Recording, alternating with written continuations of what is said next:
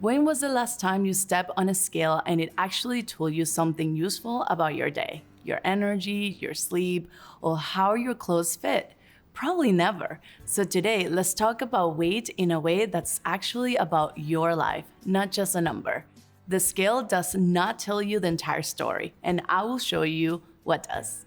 Hi, I'm Meli, full trainer, certified nutrition specialist, and licensed dietitian nutritionist. I've spent the past 2 decades working at the intersection of movement and integrative health, specifically metabolic wellness, performance nutrition, stress, and recovery. Why weight changes as we age. Here's what's happening under the hood. As we age, body composition naturally shifts.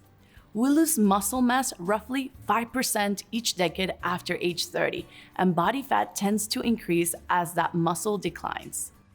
Fat also gets redistributed, and our calorie needs drop by roughly 300 to 500 calories a day because metabolism slows down as muscle decreases.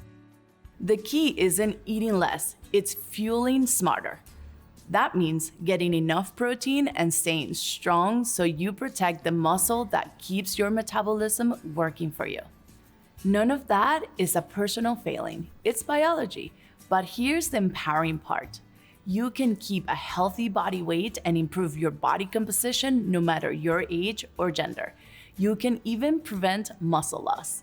The key is noticing these changes and adjusting your habits to match them. The habits that actually move the needle. When people ask me how to manage weight as a senior, I tell them it's not one thing. It's 4 things working together. Better nutrition, consistent exercise, quality sleep, and stress management. Let's talk about each of these. On nutrition, focus on whole foods, plenty of fiber, and high quality protein. Protein matters a lot here because it helps protect muscle while you're managing weight. Pair this with strength training. Muscle mass burns more calories at rest than fat mass does, so building muscle helps offset a slower metabolism. On movement, choose exercise you actually enjoy because the best workout is the one that you will keep doing. A good mix is strength training plus aerobic activity, like walking, cycling, swimming, dancing, chair cardio, along with stretching and balance work. Bold has hundreds of classes for you to choose from, so find what you love. On sleep and stress, these are 2 areas that people often skip, and they matter more than you will think. Poor sleep and high stress both raise cortisol, which can drive hunger and make weight management harder. Good sleep hygiene and real stress management tools are part of the plan, not extras. For sleep, aim for 7 to 8 hours per night. Avoid screens and keep your room dark, quiet, and cool. For stress management, connect with others, practice mindfulness, and spend time outside. Regular movement helps with both stress and sleep too. Let's redefine progress. This is the most important thing I'll say today. The scale doesn't tell the full story. You can be healthy at many weights and sizes, and there is no single ideal number that fits every older adult. So instead of focusing solely on that number, watch for what we call non-scale victories. Improve sleep, increase energy, more endurance, and a change in the way your clothes fit. Those are real wins. Those are signs your body is getting stronger and healthier, and the scale might not move at all while they're happening. If you do choose to work on your weight, even losing a modest amount of extra body weight can lower joint pain and reduce the risk of conditions like diabetes and osteoarthritis.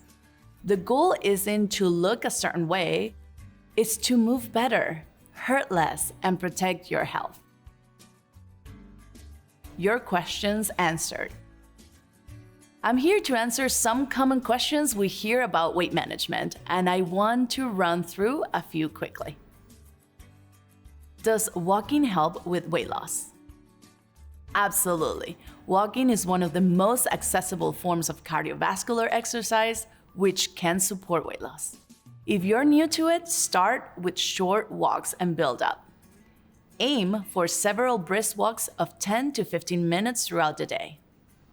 A good pace is one where you are slightly breathless but can still speak a few words easily. What if I can't stand or walk? Can I still lose weight? Yes, you can still participate in seated exercise. Some of my favorites are chair marches, seated leg raises, torso twists, arm circles, seated boxing, and heel taps. If you're just starting, try a mix of upper body and lower body movements and build from there. Bold has hundreds of seated classes for you to try. How do I lose weight without making joint pain worse?